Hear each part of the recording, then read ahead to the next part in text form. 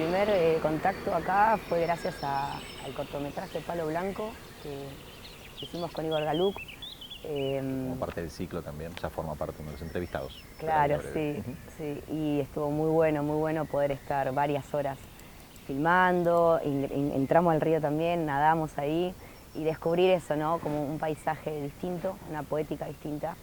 En Buenos Aires también he estado en La Boca, pero no tengo un contacto cotidiano con el río, entonces siempre es un lugar lindo para volver, para recordar y respirar, ¿no? El aroma histórico que tiene el río.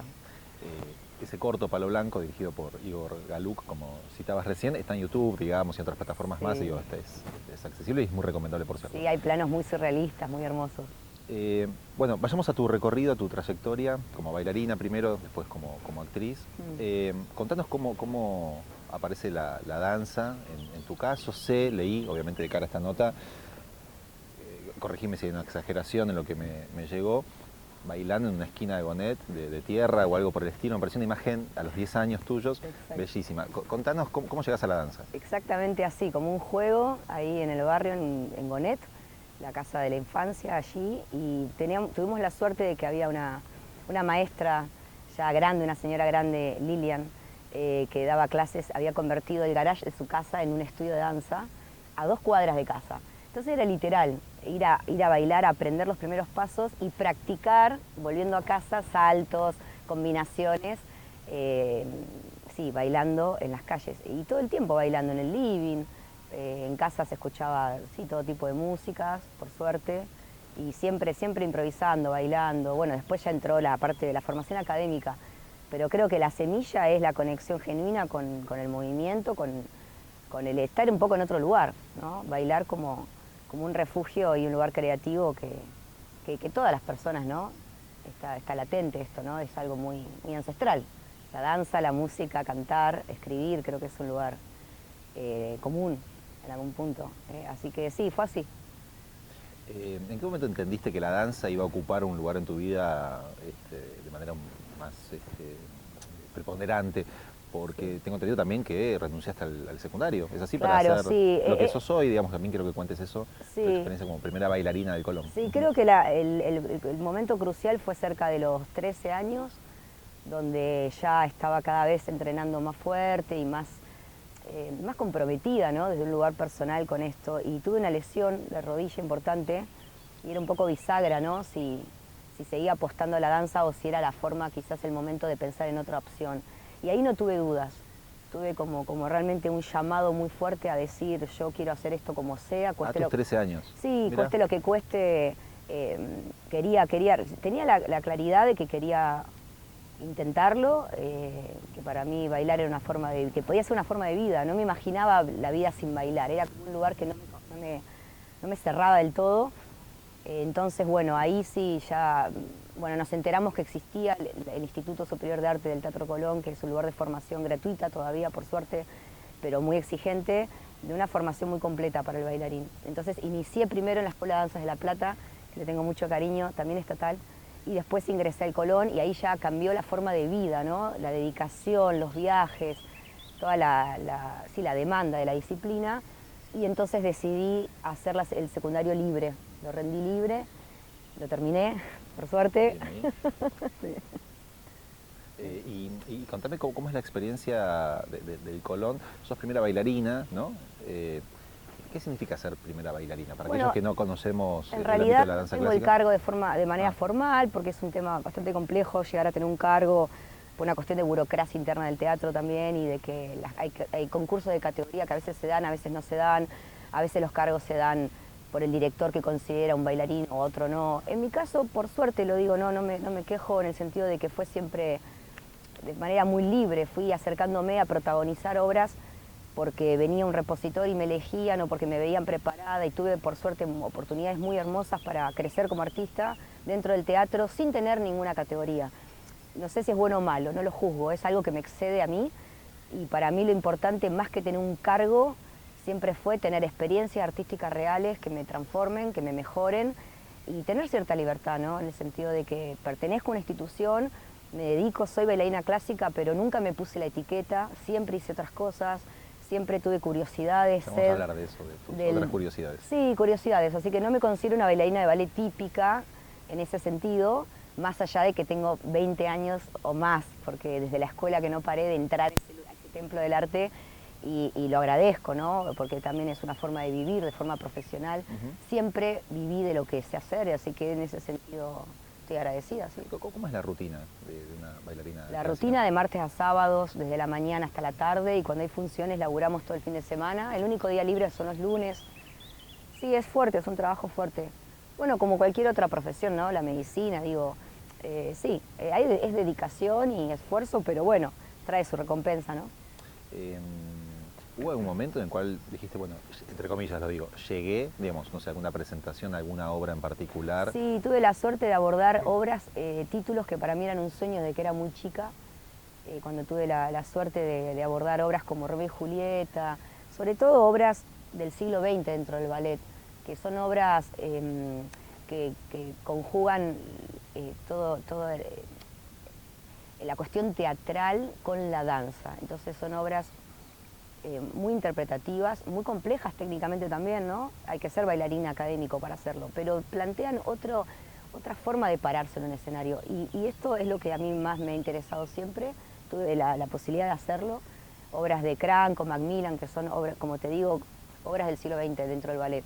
Y eso para mí fue muy importante, poder abordarlas. Y en ese sentido me siento tranquila, ¿no? Siento que cuando ya falta poco para terminar mi etapa dentro de la institución del Teatro Colón, me siento satisfecha y realizada y contenta, pero a la vez es un camino ilimitado. Todo el tiempo se está buscando más, siempre hay más opciones de cómo hacer algo. Nunca es una repetición mecánica, lo que hacemos es un arte vivo, y tengo muchas ganas de seguir explorando, como ya lo hice, pero de forma con más tiempo, otro tipo de propuestas, de danza contemporánea, de danza, teatro, todo lo que pueda ser lo performático, y hablar de otras cosas, de otra manera en estos tiempos, como que hay otras necesidades humanas y existenciales y de miradas del mundo que me reinteresa, y el hecho de estar a veces atrapado en una institución no te da ese tiempo, ¿no? De decir, bueno, le pongo todo a un proceso de 1 año o 8 meses para hacer algo que me sienta identificada 100%. Eso me entusiasma mucho del futuro. Hubo un cambio, digamos, en la mirada, un cambio por lo menos en cómo vos ves la danza clásica, ¿no? Esto de buscar otras alternativas, lo performático. Vi algunos cortos donde aparece la ciudad como escenario, ¿no? Como lo urbano. Sí. Pero ¿cambió la danza? ¿Qué mirada tenés sobre eso? Creo que la danza va mutando todo el tiempo. Y los escenarios, digamos. Digo, ¿qué pasa con las escuelas y con la formación? Creo que todo convive a la par. Todo el tiempo está el lugar académico, que es como el lugar de semillero y de lugar de nicho de gente que está estudiando a pleno para poder ir por más. Es como la base. Y está bien que exista eso, como está bien todo lo que es lo experimental y empezar a romper con lo establecido para ir por más. Pero creo que está bueno que estén las dos cosas dialogando a la par. Y como te digo, hay nuevas necesidades, nuevas miradas, nuevas curiosidades dentro de lo artístico, y empieza a haber más cruces también en esta época. Que antes, corregime, quizás no era tan así, ¿no? Exacto. Esos cruces me parece que se dan en cualquier actividad humana, de cualquier tipo de profesión u oficio, ¿no? Pasa, ¿no? Todo se ha diversificado tanto. Creo que hay como una amplitud del tema y también del hecho de cómo uno mismo se autopercibe, ¿no? Capaz que antes, hace unos años atrás, no sé si una bailarina clásica, o lo digo porque es lo que conozco, la debe pasar en otros ámbitos, empieza a haber algo más ecléctico, que la gente empieza a tener ganas de buscar por otros lugares, de tener otros alcances, cruces con otros artistas, ¿no? Qué bueno cuando se junta, no sé, un poeta y un iluminador y alguien que compuso una música, y dicen, che, hagamos una ficción o algo teatral con todas estas miradas. ¿Qué puede salir del cruce, no? Esto cada vez más, ya en los últimos años empezó a suceder acá y en el mundo, y está bárbaro eso. Me parece que enriquece mucho. Sí. Unas poquitas cosas podemos decir que son positivas, ¿no? Del desarrollo de la humanidad, ¿no? Digo, los entrecruzamientos que antes eran quizás más estancos, más rígidos. Para ¿no? mirarlo de manera optimista. Después siempre está el lugar de la parte cruda, que es poder llevar a cabo las cosas, ¿no? Y estoy segura que en Alemania tenés una buena idea y seguramente hay fondos y lugares para acceder, para poder llegar a hacer las cosas, porque lo sé por personas que lo han hecho, y siempre el lugar latinoamericano o lo que sea viene a ser un lugar más de remarla, pulmón, haces un proyecto propio y capaz que hasta te endeudás, pero lo haces porque crees en eso. Hay algo de resistencia constante donde por las buenas o por las malas lo vamos a hacer, y eso también tiene un gran valor, ¿no? Y un orgullo también, sin hacer apología de que no... nunca hacer apología de que no haya cultura, política cultural, ¿no? Siempre queremos que eso crezca. Pero más allá de eso hay un lugar donde decimos, lo vamos a hacer igual. Y eso es lo que termina importando también, ¿no? Lo que trasciende a un punto. Un poco este ciclo tiene algo que ver con eso que acabas de comentar. ¿Qué le recomendarías a alguien que te está escuchando en este momento, a los 13 años, ¿no? ¿Qué formación le recomendás? ¿Qué actitud debería tomar para hacer algo con esa danza que la está cruzando o lo está cruzando? Wow, buena pregunta, porque son otros tiempos de ahora a mis 13 años, pero sí pienso que hay un lugar que es común a cualquier momento, que te toque en esa edad y ese momento bisagra de la profesión. Y yo creo que es muy importante el foco, eso sí, poder enfocarse, poder concentrarse, que quieras que no, parece algo obvio, pero no es tan fácil de llevar a la práctica, ¿no? Porque el estado de concentración es una práctica y de contemplación también, ¿no? Para poder profundizar en algo, más en estos tiempos que hay mucha distracción, yo creo que es toda una práctica el poder enfocarse y a la vez encontrar refugios, ¿no? Refugios personales que tienen que ir, creo yo, a la par, porque es necesario para que sea saludable en una disciplina tan compleja, en esa edad también que te estás encontrando en la vida y que tenés mucho por descubrir, encontrar espacios de refugio, sean en las amistades, sea en la familia, sea en estar con artistas que hagan otras cosas. Me parece que hay un lugar donde está bueno descomprimir, porque si no se hace muy endogámico, uno puede entrar en un diálogo muy solitario con el arte, que es de perfeccionarse, ¿no? Todo el tiempo hay un lugar de mirada crítica que es necesaria para el arte de la danza, pero creo que hay un lugar de humanidad que no hay que perder, de sentido común que no hay que perder. A mí me hizo muy bien esto, poder hacer un esfuerzo por diversificarme, más allá del foco, ¿no? Parece raro, pero es encontrar un equilibrio entre eso y saber de lo que pasa en el mundo, informarse, leer, digo, cada uno tiene sus inquietudes, ¿no? Escuchar mucha música, todo lo que sea alimento para la sensibilidad, yo creo que hace a un artista, la formación de un artista, arriba y abajo del escenario, fuera y dentro del estudio y de la barra, es muy importante, sí. ¿Y el bichito de la docencia ya te visitó? ¿O? Está ahí arrancando los primeros pasos hace un tiempo ya. Ajá. De forma azarosa se van dando posibilidades de acercarme a ese lugar y lo estoy haciendo también con cuidado, despacio, a mis tiempos, sin apuro, sin ansiedad. Y está bueno, es un lugar que me encuentro a gusto, me pone a prueba, aprendo, quizás más que los alumnos porque es un lugar nuevo para mí también, pero el arte de la transmisión me parece muy lindo, un lugar genuino. Es hermoso eso, del arte de la transmisión. Sí, quedó muy bien dicho. Y me gusta como jugar a la idea de que sea un poco más horizontal, que quizás lo que yo aprendí, tuve maestros muy distintos, por suerte, muy distintos, con improntas. Te voy a preguntar sobre quiénes te formaron, sé algunos nombres. Sí, digamos, pero... tuve una maestra muy importante acá en La Plata, Lilian Giovine, tía de Iñaki Urlezaga, que tiene su estudio en La Plata. Ella fue mi maestra muchos años desde chica, de los 10 años hasta los 17. Después en la Escuela de Danza de La Plata, Marta Colombo, fue una maestra también para mí inspiradora. Y después ya en Buenos Aires tuve distintos maestros, dentro del Colón tuve varios, Alejandro Toto, Antonio Trujol, un gran bailarín de la vieja escuela, ajá, de la época de oro del teatro, que era un personaje hermoso que a las 8 de la mañana nos hacía reír mucho antes de empezar algo no tan... sí, difícil. No, muchos maestros distintos y después otros bailarines, de verlos en escena y poder tratar de conocerlos ya ingresando al ballet estable con 19 años. Tenía mis referentes, toda una camada de bailarines, Maricel Dimitri, Karina Olmedo, Gabriela Alberti, todas bailarinas del Colón, más las bailarinas invitadas del exterior que iban cayendo. Así que siempre hubo mucho lugar ahí de inspiración y de aprender mucho todo el tiempo, sí. Esa experiencia docente de manera incipiente, ¿no? ¿Dónde la estás desarrollando o en qué consiste? Y pasa que en Buenos Aires hay muchos estudios y lugares, entonces a veces pasa que bueno, una maestra, por ejemplo, Paula Argüelles, que ha sido muy generosa conmigo, que me abrió su estudio cuando ella viaja o no puede estar, me dice, ¿me cubrís? Ah, bien. Entonces empezó de forma azarosa, después alumnos, personas que me pidieron particulares, entonces me acerco a un espacio a ayudar.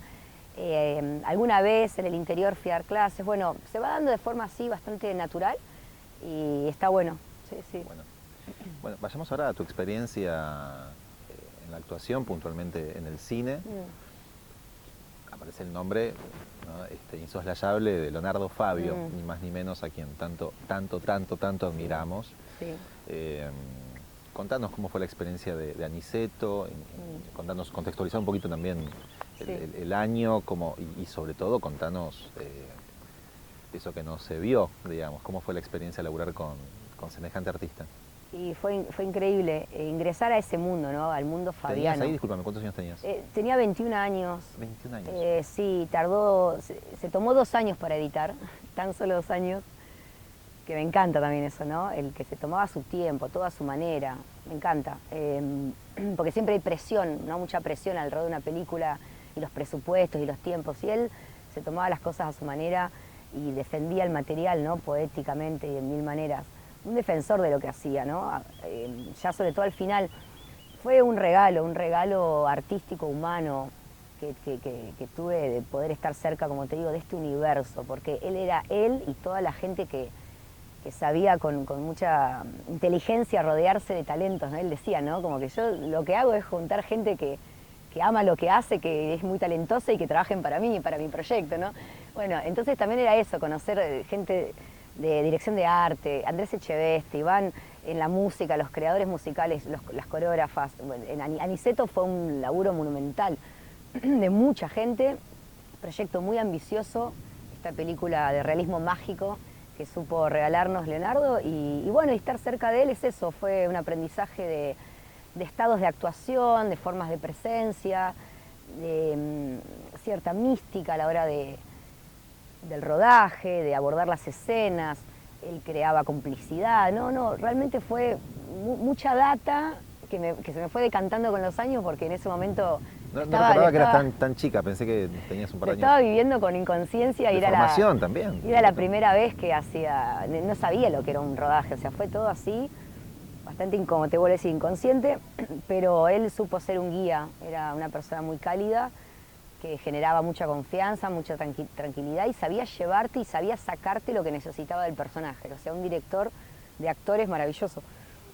¿Cómo llegaste de forma azarosa también, sí, de forma azarosa. Él buscaba bailarinas para Aniceto, entonces en un momento fueron al Colón, fueron a hacer una selección ahí, una de las coreógrafas, Laura Roata y Margarita Fernández, y bueno, quedamos seleccionadas 4 o 5 bailarinas del Colón, y lo fui a ver a su casa y al toque, amor a primera vista.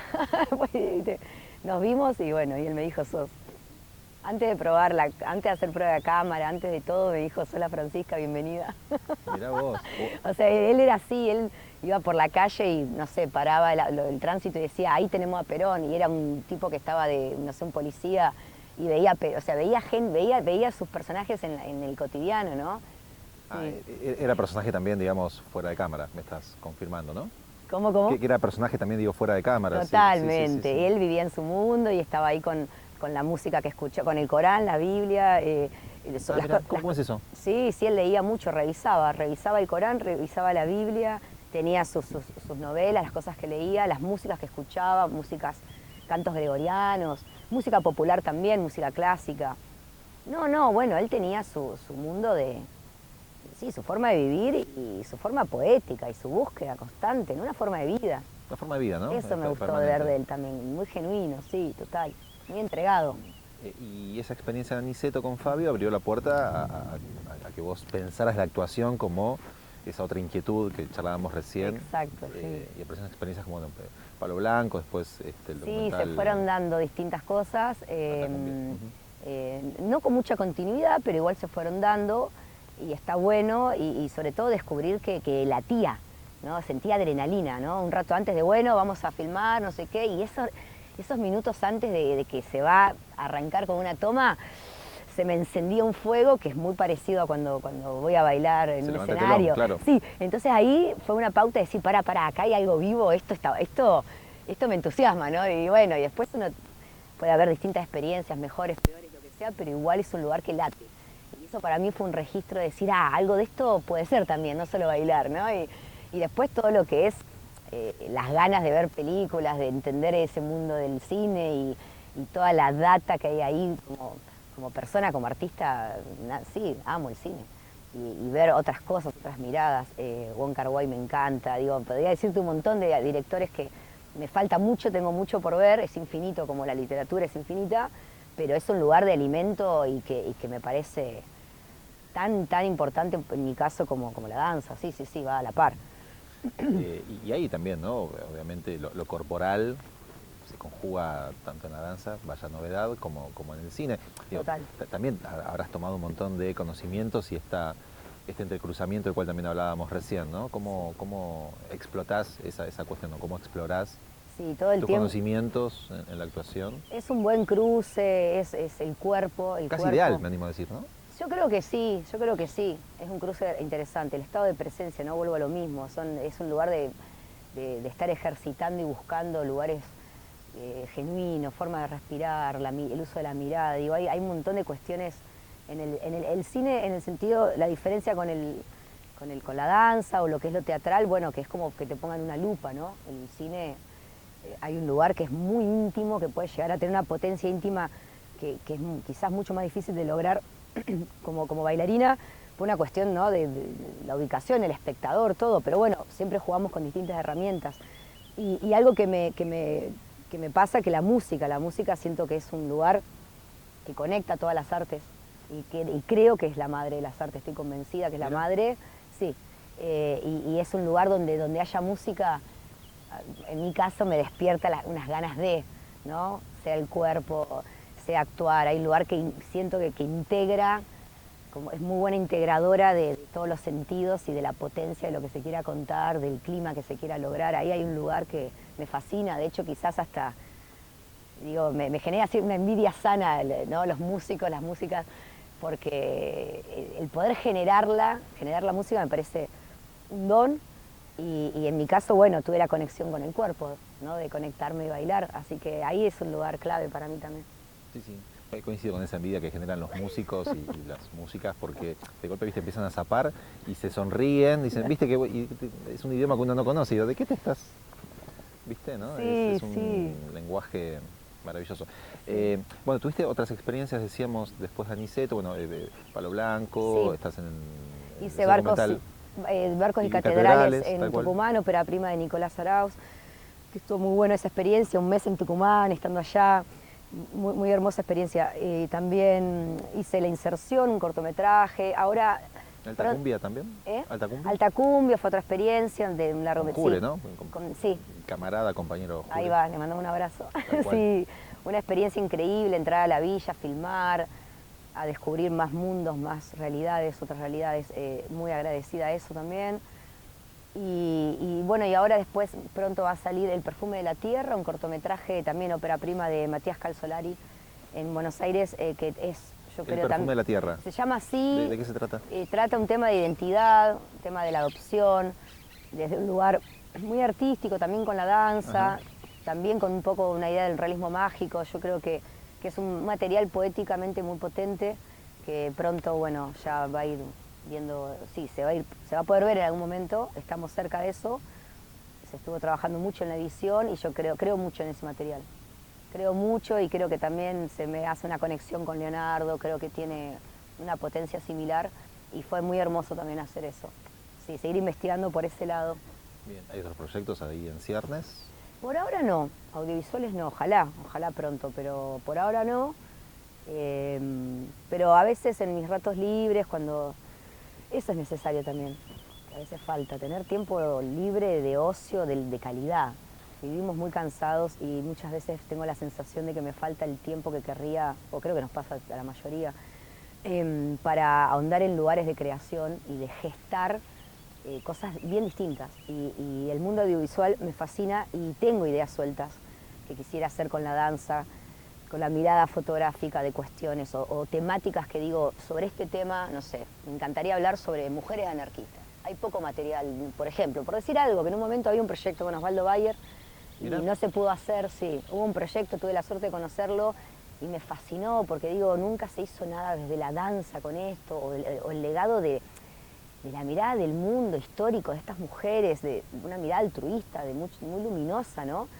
Desde el anarquismo, y digo, bueno, ¿por qué no algún día generar algo? Poder decir, bueno, me interesa este tema, lo hice con Alfonsina Storni en un momento, pero bueno, eso. Te tengo que preguntar, ¿qué hiciste en ese caso? Hice una obra de danza-teatro sobre Alfonsina Storni, junto a un amigo bailarín también, Fabrizio Coppo, italiano, que estuvo un tiempo en Argentina, y empezamos a crear ideas y salió una obrita muy linda. Digo obrita porque en un momento fue una obra breve, después la hice más grande, un poquito más grande, sobre Alfonsina, sobre su legado como poeta y como periodista de la época. Eso me interesaba también, la mirada del feminismo de ese momento, ¿no? La denuncia. Que no abundaba, como por suerte ahora. Claro, no abundaba y bueno, había mucha denuncia de la realidad de las mujeres y me encantó eso, y después, bueno, su poética, que me parece una locura, y siempre me gustó mucho, y la idea del mar, y la idea de su finitud, y todo lo que pasó con ella. Entonces, bueno, jugábamos con la idea de una Alfonsina espectral que volvía, tras sus pasos, ¿no?, a revivir sus sentimientos, su historia de vida, y eso estuvo muy bueno, ese proceso. Así que apunto a eso, apunto de acá a unos tiempos no muy lejanos, poder tener tiempo de honestidad y conmigo misma, y decir, bueno, ¿qué tengo ganas de qué quiero hablar? ¿Desde qué manera lo quiero abordar? ¿Cuál va a ser la impronta artística? ¿Cuál va a ser la estética? Como poder producir, poder generar cosas, en algún momento está en mis planes. Celebro esto que traes, de manera un poco quizás casual o no tanto, de parar la pelota en lo que es la producción artística, porque a veces, en cualquier rubro, no solamente en el literario, pero también musical, teatral, que fuera, a veces uno percibe que ciertos grupos o ciertos individuos, una proliferación, ¿no?, de una producción un poco desmedida por distintas cuestiones, a veces muy vinculadas a lo comercial. Exacto. ¿No? Sí. Esta idea de un disco cada 2 años, a mí me genera mucho ruido. Sí, o un libro. Nos toca estos tiempos. Hay situaciones en las que la producción efectivamente es legítima y hay una tensión por la expresión artística natural, pero en otros casos decís, era como para guardarse. Celebro esta idea de parar la pelota. Sí, me lo propongo, ¿no? Lo traigo como una propuesta. Sí, como un lugar que sería necesario poder ejercer, y creo que sí me ha pasado también de estar haciendo cosas que hay veces que estás convencido, a veces no tanto, y lo haces por una cuestión de que hay como una inercia de hay que hacer, y estamos en estos tiempos de la hiper autoexplotación y todo lo que ya sabemos, y después, bueno, también está la necesidad real, ¿no? Pero sí, el poder decir qué bueno pasar por esta vida y decir esto y esto y esto, estoy orgullosa, esto valió la pena el esfuerzo, porque tengo obviamente... Y la espera, ¿no? También. Sí, la espera, que caigan las ideas, desarrollarlas, regarlas con paciencia, sí, me parece una experiencia hermosa, sí. Antes de la siguiente pregunta, que va a tener que ver con el mundo de los libros, no quiero dejar de mencionar, hablabas de mujeres anarquistas y no quiero omitir señalar la excelente colección de Terramar, sobre anarquismo. ¿La ubicás? Sí, la ubico. ¿Viste? Bueno, ahí hay mucha, de Rosa Luxemburgo a otras tantas. Maravilloso. Hay muy buena bibliografía ahí para quien quiera chusmear algo. Sí. Bueno, nos emocionamos un ratito, si te parece. Vamos a hablar de tu viejo, Teddy Pelayo. Sí. Es para mí muy fuerte estar charlando ahora con vos. Sí. Se están por cumplir 1 año de su fallecimiento. Sí. Teddy Pelayo, bueno, fue un librero emblemático, un personaje de la cultura platense. Yo la librería que pude conocer a mis 20 años más o menos fue la del Buen Aire, que estaba en 6, entre 46 y 45. Bueno, cuando empezamos a darle forma a esta charla, no dejé de pensar en él, ¿no? Digamos, en su humanismo. Lo que puedo definir, antes de irme por las ramas, es que era un librero que te quería prestar los libros. Y también lo último que puedo decir es que a mis 20 años, y él ya grandulón, digamos, tendría más de 60, 70, me trataba como si fuera un par. Son cosas que no son habituales. Hermoso. Me gustaría, dentro de lo que se pueda, que me cuentes, o que cuentes, digamos, ¿no?, esta suerte de espectadora imaginario de este ciclo. ¿Quién fue, digamos, y su recorrido? Es muy hermoso lo que decís, te agradezco, porque hablaste de la horizontalidad, ¿no? Del trato. Eso papá sí, siempre fue así.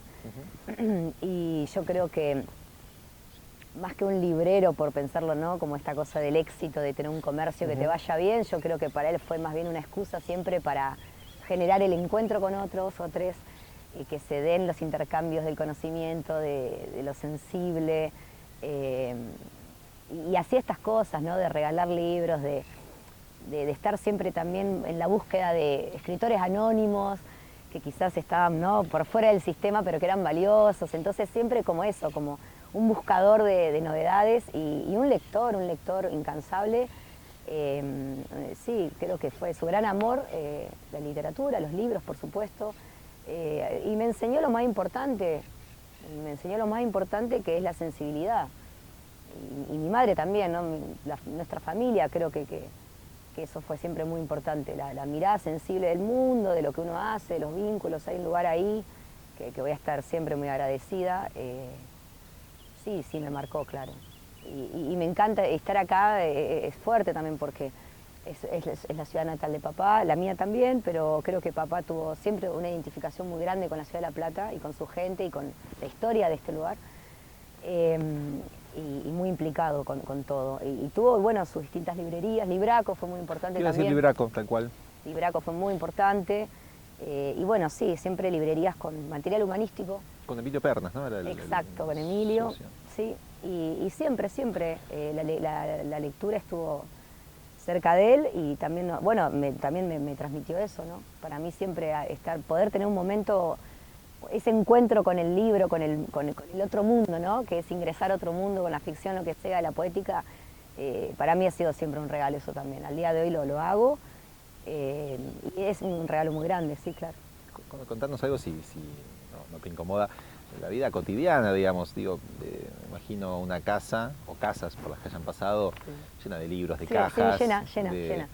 Ahora se fue y tengo 25 cajas que tengo que abrir de libros, o sea, siempre libros. Y bemoles económicos también, sospecho, no sé, conjeturo, digamos, ¿no? Porque los libros nunca fueron una usina de grandes negocios. Exacto. No, bueno, todo el último tiempo, bueno, sí, papá tiene su biblioteca, ahora tenemos nosotros, la familia, pero una vida tranquila. Yo creo que apuntó a una vida tranquila, cerca de sus nietos, sus nietas, nosotros también. Tuve la suerte de compartir también, iba mucho al Teatro Colón, siempre que bailaba algo estaba ahí. Mira vos. Apreciaba todo lo artístico, lo apreciaba muy bien. Y sí, hemos compartido eso, más bien una vida familiar, tranquila. Le gustaba mucho viajar, ya el último tiempo no se podía, pero... Estuvo un tiempo casi, corregime, esa parte me interesaba indagar. Casi autoexiliado o exiliado a secas, ¿no? Sí, en España, ¿puede ser? Sí, más que nada en la época de la AAA, Ajá. que acá en La Plata fue duro, en varios lugares, ¿no? Pero acá. Entonces, bueno, empezaba a ver ahí como un lugar realmente hostil y de miedo real por la vida, que obviamente no tenía ni siquiera que ver con estar realmente involucrado en las luchas de ese momento, porque papá fue un intelectual, yo creo más bien pacifista, él no estaba de acuerdo con ningún tipo de violencia y lo decía, pero el hecho de estar... Forma parte de la escena, claro. La escena y conocer personas y toda la parte social, bueno, y como te digo, una librería con material humanístico, ¿no? Siempre iba a ser un lugar de estar en la mira. Entonces, bueno, de alguna manera muchas personas se tuvieron que ir y bueno, él también era amigo de Lautaro Murúa, que de alguna forma se encontraba también con gente allá, se fue a España, pero empezó a llegar más gente. Tengo entendido, perdón por la digresión, que Carlos Ballina, cineasta, docente de acá de La Plata, que también formó parte del ciclo, actualmente vive en la casa que fue en algún momento de Lautaro Murúa. Tengo entendido. Puedo estar dando un dato equivocado, pero tengo esa... Mira, puede ser, puede sensación. ser. Sí, así que bueno, de alguna manera... ¿Estuvo en Madrid cuánto tiempo? Y si mal no recuerdo, 5 años. 5 años. Sí. Igualmente él necesitaba volver. Como te digo, su sentimiento de identidad con La Plata fue muy grande siempre. Más allá, obviamente, que extrañaba a su familia. 5 años en Madrid, 5 años súper interesantes, digamos, ¿no? Porque después del franquismo, tu viejo cae, corregime, una vez Exacto, a pelearla ya, ¿no? Porque de alguna manera no estaba nada... Me parece toda una apertura también que debe haber vivenciado, un momento muy particular el cual cae. Sí, difícil económicamente, ¿no? Allá, pero de alguna manera sí, como decís vos, había una apertura y empezaba, ¿no? Como un poco otro capítulo de España y La él famosa estuvo ahí. movida española. Exacto. Y Sí. después volvió, ¿no? En sus últimos años volvió a Madrid. Volvieron, sí, volvió en Democracia ya con Pero después, en el Alfonsín. último tiempo, me has comentado que volvió a los 80 años, ¿puede ser? ¿Viajó Después solo? después de muchos años quiso regresar. Sí, que obviamente se encontró con otra España porque es inevitable el paso Pero del pudo tiempo. volver. Pero pudo volver, sí, tenía creo ese deseo de... Y un poco también la ilusión, yo creo que encierra el volver a un lugar después de muchos años, de encontrarse y de reencontrarse con ciertas personas y ciertos espacios que a su vez los vio modificados, inevitablemente estaban modificados. Entonces, bueno, hay todo un tema ahí, ¿no? Con la nostalgia y la melancolía del paso del tiempo. Pero bueno, creo que era su deseo hacerlo y lo hizo, sí, sí. Bueno, para ir ya cerrando, una pregunta que se suele repetir. Dijiste melancolía, paso del tiempo. ¿Qué te pasa a vos, Dios, ya con ciertos años encima? Sí. Si llegan a las conclusiones, certezas, alguna sensación sobre, bueno, la vida se trata de esto. ¿Apareció algún tipo de certeza, de idea? Me parece que va mutando esto. Pero sí creo que tiene que ver con un lugar de estar despierto. Eso siento yo, de estar despierto con lo que está sucediendo, con el poder, con los años quizás como... no sé, a veces pienso la vida como fractales, ¿no? Como un lugar que están muchas cosas en simultáneo sucediendo a la vez. Y entonces, dije una redundancia, simultáneo, bueno, entonces es un poder estar, el estar despierta me permite poder captar varias cuestiones que suceden. Y eso me parece lo que para mí le da más sentido a estar acá, ¿no? Entonces, tanto sea un hecho artístico, sea unos mates al sol, o ahora estamos acá, ¿no? Y estamos charlando y veo el puerto y el sol, y el brillo allá, y el mate, digo, hay algo donde si podemos estar en conexión como con la potencia de cada situación y lo diverso de la situación, siento que lo hace un poco más interesante y más justo también. Y lo linkeo con el recuerdo de papá, ¿no? Digo, hay muchas formas de recordarlo. Y una vida encierra un montón de aspectos a la vez, entonces cuanto más se pueda captar esto y cierta poética en definitiva, todo encierra una poética que es palpable, que se puede sentir, que deja una estela, ¿no? La vida de una persona deja una estela. Hay algo de eternidad que se juega en poder captar esto de las personas, de las vivencias, de la mirada hacia el futuro, de lo extraño que es todo lo que pasa acá, que estemos acá, que estemos vivos, ¿no? Es rarísimo en realidad, es inexplicable. Entonces creo que no apunto a tener certezas, al contrario. Espero que el futuro sea de cada vez más preguntas, ¿no? Más preguntas para investigarlas, para ir por un poquito más. Y eso creo que pasa por la presencia y por la belleza, captar la belleza, ¿no?